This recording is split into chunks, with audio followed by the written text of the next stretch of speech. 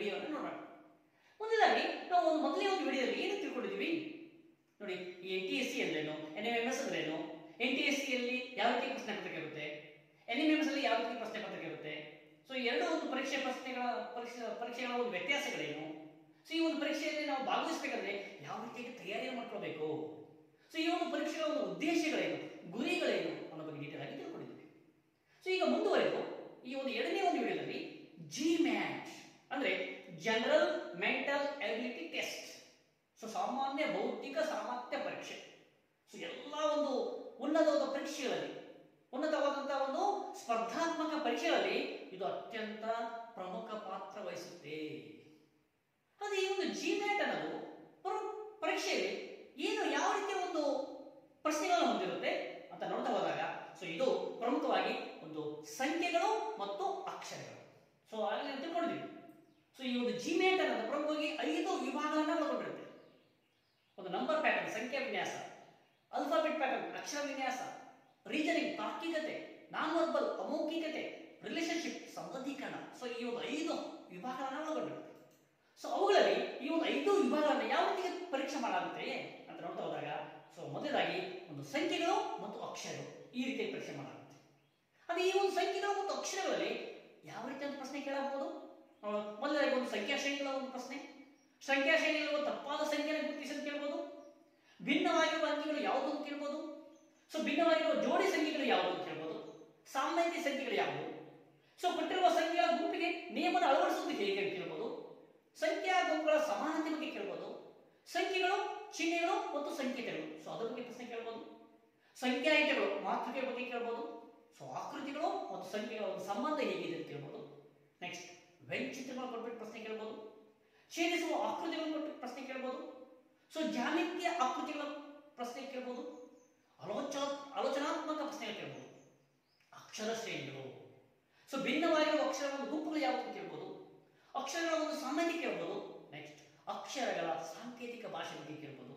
Next ಅಕ್ಷರಗಳ ಸಾಂಕೇತಿಕ ರೂಪ ಮತ್ತು ಅನುವಾದ ಬಗ್ಗೆ ಕೇಳಬಹುದು. ಸೊ ಇದು ಸಂಖ್ಯೆಗಳು ಮತ್ತು ಅಕ್ಷರಗಳ ಬಗ್ಗೆ. ನೆಕ್ಸ್ಟ್ ಎರಡನೇದಾಗಿ ಚಿತ್ರಗಳ ಮೇಲೆ ಕೂಡ ಪ್ರಶ್ನೆ ಕೇಳಬಹುದು. ಏನು ಆಕೃತಿಗಳನ್ನು ಪೂರ್ಣಗೊಳಿಸುವುದು ಹೇಗೆ. ಸೊ ದರ್ಪಣ ಪ್ರತಿಬಿಂಬ ಏನು, ಮುಂದೆ ಏನು ಬರುತ್ತೆ ಅಂತ ಕೇಳಬಹುದು. ಸೊ ಅಲ್ಲಿರುವ ಚಿತ್ರಗಳು ಯಾವುದು ಅಂತ ಕೇಳಬಹುದು. ಸೊ ಒಂದರ ಮೇಲೆ ಒಂದು ಇಟ್ಟಿರುವ ಚಿತ್ರಗಳು ಯಾವ್ಯಾವ ಅಂತ ಕೇಳಬಹುದು. ಹಾಳೆಯನ್ನು ಮಡಿಸಿ ರಂಧ್ರ ಮಾಡುವುದು ಅಥವಾ ಕತ್ತರಿಸುವುದು ಹೇಗೆ ಅಂತ ಕೇಳಬಹುದು. ಸೊ ಚಿತ್ರಗಳ ಒಂದು ಶ್ರೇಣಿಯನ್ನು ಪೂರ್ಣಗೊಳಿಸುವುದು ಹೇಗೆ, ಚಿತ್ರಗಳ ಒಂದು ಸಾಮರ್ಥ್ಯ ಬಗ್ಗೆ ಕೇಳಬಹುದು. ಆಕಾರ ಸದೃಶಾಕೃತಿಗಳ ಬಗ್ಗೆ ಕೇಳಬಹುದು ಮತ್ತು ವಿಭಿನ್ನವಾಗಿರುವ ಚಿತ್ರಗಳು, ಸೊ ಅದರ ಬಗ್ಗೆ ಕೇಳಬಹುದು. ನೆಕ್ಸ್ಟ್ ಕೊನೆಯದಾಗಿ ಕಾಗದವನ್ನು ಮಡಿಸಿ ಆಕೃತಿ ಮಾಡುವುದು. ಸೊ ಈ ರೀತಿಯಾಗಿ ಚಿತ್ರಗಳ ಮೇಲಿನ ಪ್ರಶ್ನೆಗಳನ್ನ ಈ ರೀತಿಯಾಗಿ ಕೇಳಬಹುದು. ಹಾಗಾದ್ರೆ ಮೊದಲಾಗಿ ಸೊ ಈ ಒಂದು ಪರೀಕ್ಷೆಯಲ್ಲಿ ಒಂದು ನಂಬರ್ ಸೀರೀಸ್ ಅಥವಾ ಸಂಖ್ಯಾ ಶ್ರೇಣಿಗಳು. ಹಾಗಾದ್ರೆ ಏನಿದು ಸಂಖ್ಯಾ ಶ್ರೇಣಿಗಳು ಅಥವಾ ನಂಬರ್ ಸೀರೀಸ್ ಅಂತ ನೋಡಿದಾಗ ಇಲ್ಲಿ ಯಾವ ರೀತಿ ಪ್ರಶ್ನೆ ಕೇಳಲಾಗಿರುತ್ತೆ ಸರಿ ಗಮನಿಸಿ ವಿದ್ಯಾರ್ಥಿಗಳೇ. ಸೊ ಯಾವುದೋ ಒಂದು ಪ್ರಶ್ನೆ ಕೊಟ್ಟಾಗ ಅಲ್ಲಿ ಸೂಚನೆ ಕೊಟ್ಟಿರ್ತಾರೆ, ಆ ಸೂಚನೆಯನ್ನು ಸರಿಯಾಗಿ ಓದ್ಕೊಳ್ಬೇಕು. ಸೊ ಸಾಮಾನ್ಯವಾಗಿ ಸೊ ಈ ನಂಬರ್ ಸೀರೀಸ್ ಸಂಖ್ಯಾ ಶ್ರೇಣಿ ಸಂಬಂಧಪಟ್ಟ 3 ಪ್ರಶ್ನೆ ಕೇಳಬಹುದು. ನಾವು ಆ 3 ಪ್ರಶ್ನೆ ಕೇಳಿದಾಗ ಆ 3 ಪ್ರಶ್ನೆಗಳ ಸೂಚನೆಗಳು ಒಂದೇ ಆಗಿರುತ್ತೆ. ನೋಡಿ ಏನಿದೆ, ಯಾವ ರೀತಿ ಕೊಟ್ಟಿರುವ ಸೂಚನೆಗಳು. ಈ ಕೆಳಗೆ ಕೊಟ್ಟಿರುವ ಪ್ರಶ್ನೆಗಳು ಸಂಖ್ಯಾ ಶ್ರೇಣಿಯನ್ನು ಆಧರಿಸಿವೆ. ಸೊ ಪ್ರತಿಯೊಂದು ಶ್ರೇಣಿಯಲ್ಲಿಯೂ ಒಂದು ಸಂಖ್ಯೆಯನ್ನು ಬಿಟ್ಟಿದೆ. ಗಮನಿಸಿ, ಒಂದೇ ಪ್ರಶ್ನೆ ಏನಿದೆ, 7, 13, 21 ಕ್ವಶನ್ ಮಾರ್ಕ್ 43, 57.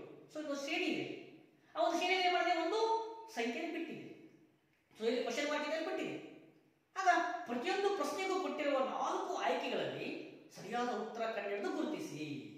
ಹಾಗೆ 4 ಆಯ್ಕೆ ಕೊಟ್ಟಿದ್ದಾರೆ, 1, 2, 3, 4 ಆಯ್ಕೆ ಕೊಟ್ಟಿದ್ದಾರೆ. ಆ 4 ಆಯ್ಕೆಗಳಲ್ಲಿ ಆ ಕ್ವಶನ್ ಮಾರ್ಕ್ ಕೊಟ್ಟಿದ್ರೆ 4 ಉತ್ತರ ಸರಿ ಇರುತ್ತೆ.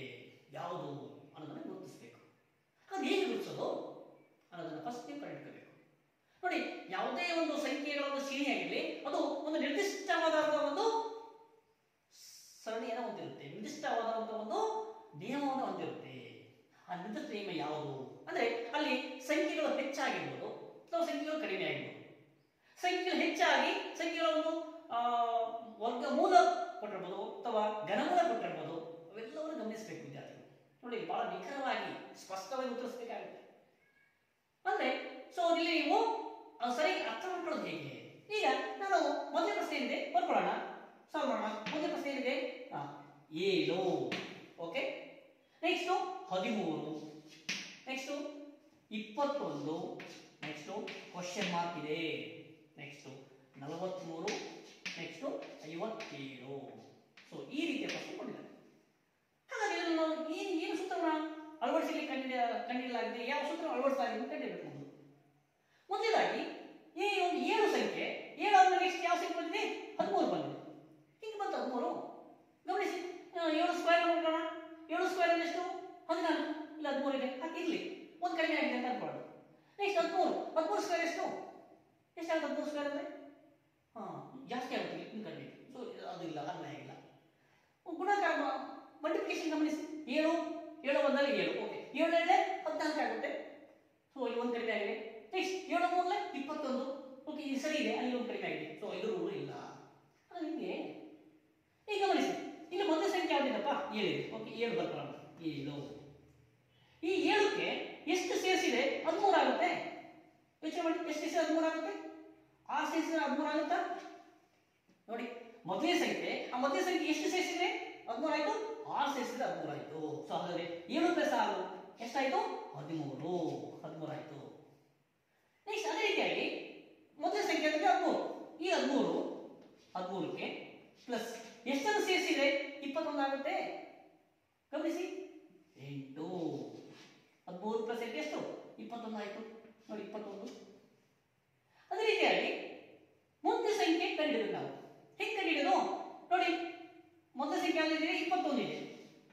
21ಕ್ಕೆ ನಾವು ಎಷ್ಟು ಸೇರಿಸಬೇಕಾಗುತ್ತೆ? ನೋಡಿ, ಇಲ್ಲಿ 6 ಸೇರಿಸಿದ್ವಿ, ಇಲ್ಲಿ 8 ಸೇರಿಸಿದ್ವಿ, ನೆಕ್ಸ್ಟ್ ಎಷ್ಟು ಸೇರಿಸಬೇಕಾಗುತ್ತೆ?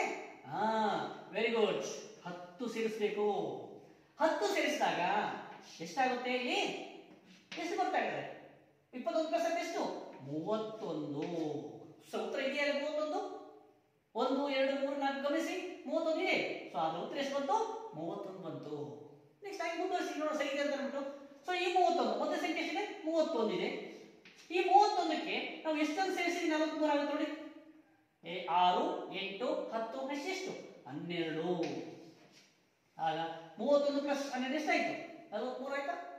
ನೆಕ್ಸ್ಟ್ ಅದೇ ರೀತಿಯಾಗಿ 43 + 14 ಬಂದಾಗ 57 ಆಗುತ್ತೆ. ಸೊ ಈ ರೀತಿಯಾಗಿ ನಾವು ಪ್ರಶ್ನೆಗೆ ಉತ್ತರವನ್ನ ಕಂಡುಕೊಳ್ಬೇಕಾಗುತ್ತೆ. ಸೊ ಅರ್ಥ ಆಯ್ತಾ ವಿದ್ಯಾರ್ಥಿಗಳೇ? ಸೊ ಅದೇ ರೀತಿಯಾಗಿ ಎಲ್ಲ ಪ್ರಶ್ನೆ ಕೇಳಿರ್ತಾರೆ. ನೆಕ್ಸ್ಟ್ ಪ್ರಶ್ನೆ ಗಮನಿಸಿ ವಿದ್ಯಾರ್ಥಿಗಳೇ. ಸೊ ನೆಕ್ಸ್ಟ್ ಪ್ರಶ್ನೆ ಏನಿದೆ ಕಾಣಿಸ್ತಿದೆ ನಿಮಗೆ? ಎರಡನೇ ಪ್ರಶ್ನೆ ಇದೆ. ಏನಿದೆ ಎರಡನೇ ಪ್ರಶ್ನೆ? ಏನಿದೆ ಎರಡನೇ ಪ್ರಶ್ನೆ?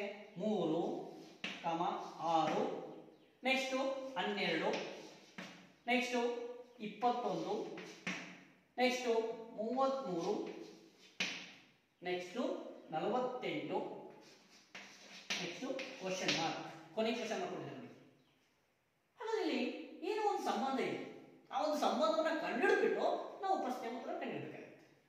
ಸೊ ಏನಿದೆ ಸಂಬಂಧ? ಹಾಗಾದ್ರೆ ಗಮನಿಸಿ ವಿದ್ಯಾರ್ಥಿಗಳು, ಮೊದಲನೇದಾಗಿ ಇಲ್ಲಿ 3 ಇದೆ, ಓಕೆ, 3 1 ಅಥವಾ 3 ಇದಕ್ಕೆ 1 ಅನ್ಕೊಳ್ಳೋಣ. ಸೊ ಇದು 3 ಇದೆ. ಸೊ 1 3 1 3. ನೆಕ್ಸ್ಟ್ ಇಲ್ಲಿ 6 ಇದೆ, ಅಂದ್ರೆ 3 + 3 ಆಗ ಎಷ್ಟಾಯ್ತು? 6 ಆಯ್ತು. ಸೊ 3 + 3 ಎಷ್ಟು? 6. ನೆಕ್ಸ್ಟ್ ಎಷ್ಟು ಬರುತ್ತೆ? ಇಲ್ಲಿ 6 ಇದೆ. ಸೊ 6 ಪ್ಲಸ್ ಎಷ್ಟು ಸೇರಿದ 12 ಆಗುತ್ತೆ? 6 ಸೇರಿದ 12 ಆಯ್ತು. ಸೊ 12 ಆಯ್ತು. ಹಾಗೆ ನೋಡಿ, ನೆಕ್ಸ್ಟ್ ಇಲ್ಲಿ 21 ಇದೆ. ಸೊ 21 ಅಂದ್ರೆ 12 ಆಯ್ತು. ನೆಕ್ಸ್ಟ್ ಇಲ್ಲಿ 12 ಇದೆ, 12 ಎಷ್ಟು ಸೇರಿಸಿದ್ರೆ 21 ಆಗುತ್ತೆ? ಗಮನಿಸಿ, ಎಷ್ಟು ಸೇರಿಸಿದ್ರೆ ಆಗುತ್ತೆ? ಎಷ್ಟು? 9. ನೋಡಿ, ಸೊ 12 + 9 ಅಂದ್ರೆ ಎಷ್ಟಾಗುತ್ತೆ? 21 ಆಯ್ತು.